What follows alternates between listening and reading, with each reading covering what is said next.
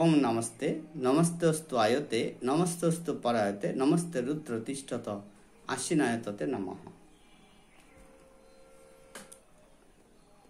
चलुन आजकेर এই শুভ নববর্ষের প্রথম দিনে প্রত্যেক মানুষের জন্য আমি ঈশ্বরের কাছে প্রার্থনা করি, উপাসনা করি প্রত্যেক মানুষ প্রত্যেকের সাথে যেন ভ্রাতৃত্ব অর্থাৎ বন্ধুত্ব তৈরি হয়, প্রত্যেক মানুষ যেন নীরব থাকিয়া সুখী হয়, ইহাই আমি ঈশ্বরের কাছে প্রার্থনা করি।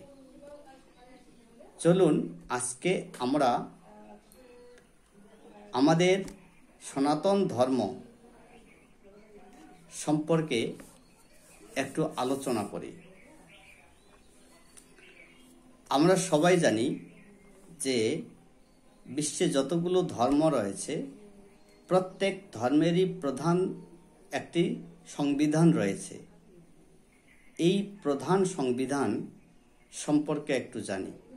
যেমন বৌদ্ধ ধর্মের প্রধান ধর্মগ্রন্থ হচ্ছে ত্রিপিটক, তারপর খ্রিস্টান ধর্মের প্রধান ধর্মগ্রন্থ হচ্ছে বাইবেল, আর ইসলাম ধর্মের প্রধান ধর্মগ্রন্থ হচ্ছে কুরআন, আর সনাতন ধর্মের প্রধান ধর্মগ্রন্থ হচ্ছে বেদ। তাহলে আমাদের ধর্ম সনাতন, ধর্মের নাম হচ্ছে বৈদিক ধর্ম। তাহলে এই সনাতন ধর্মের প্রধান ধর্মগ্রন্থের নাম কি? প্রধান ধর্মগ্রন্থের নাম হচ্ছে বেদ। বেদের কার্যকারিতা অনুসারে ঋষিরা বেদকে 4 ভাগে ভাগ করেছেন। কয় ভাগে?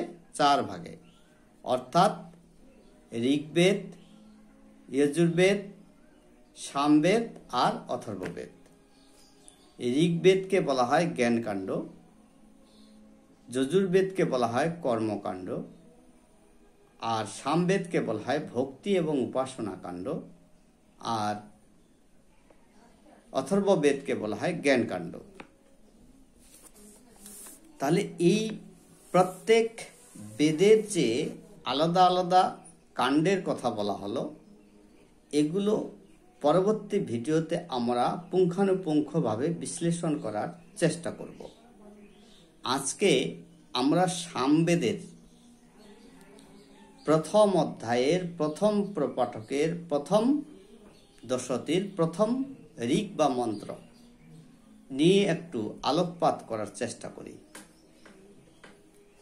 সামবেদের প্রথম অধ্যায়ের প্রথম প্রপাঠকের প্রথম দশতির প্রথম ঋক এর জানার আগে উক্ত ঋক বা মন্ত্রের দেবতা, ঋষি, ছন্দ এবং স্বর সম্পর্কে জানা অবশ্যম্ভাবী।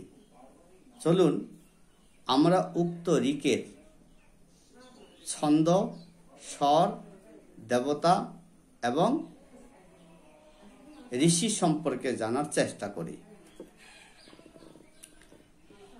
প্রথম প্রপাঠকের প্রথম দশতির প্রথম ঋকের দেবতা হচ্ছে অগ্নি, ছন্দ হচ্ছে গায়ত্রী, ঋষি হচ্ছে ভরদ্বাজ, আর স্বর হচ্ছে ষোড়শ।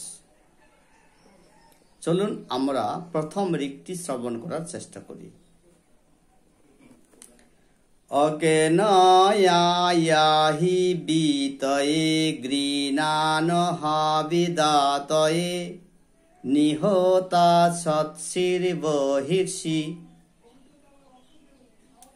উক্ত মন্ত্রে যে অগ্ন, এখানে অগ্ন শব্দের দ্বারা, অগ্নে শব্দের দ্বারা পরমাত্মাকে বোঝানো হয়েছে, অর্থাৎ প্রকাশময় পরমাত্মা বা ঈশ্বরকে বোঝানো হয়েছে। এই প্রকাশময় পরমাত্মা জ্যোতি স্বরূপ অর্থাৎ আলো স্বরূপ। এখানে একটি উদাহরণ দ্বারা বিষয়টি ক্লিয়ার হওয়া সবচেয়ে ভালো হয়। যেমন অন্ধকার ঘরে কোনো বস্তুকে প্রাপ্ত হতে গেলে সেখানে আলো বা জ্যোতির দরকার, তাহলে সেই বস্তুর নিকট বা সেই বস্তুকে আমরা লব্ধ হব বা সেই বস্তুকে আমরা প্রাপ্ত হতে পারব। ঠিক তেমনি আমরা যে এই দুর্লভ মানব জন্ম প্রাপ্ত হয়েছি, এই দুর্লভ মানব জন্মকে সার্থক করার জন্য প্রত্যেক মানুষের জ্ঞান জ্যোতি থাকা আবশ্যক।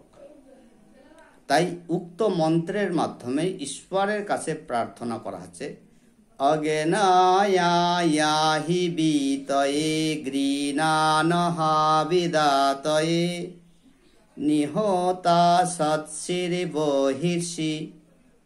এখানে হে অগ্নে, হে প্রকাশময় পরমাত্মা, আয়াহি, তুমি এসো, আমার হৃদয়াকাশে প্রতিষ্ঠিত হও। বিতয়ে অর্থাৎ আমার হৃদয়ে যে অজ্ঞান রূপ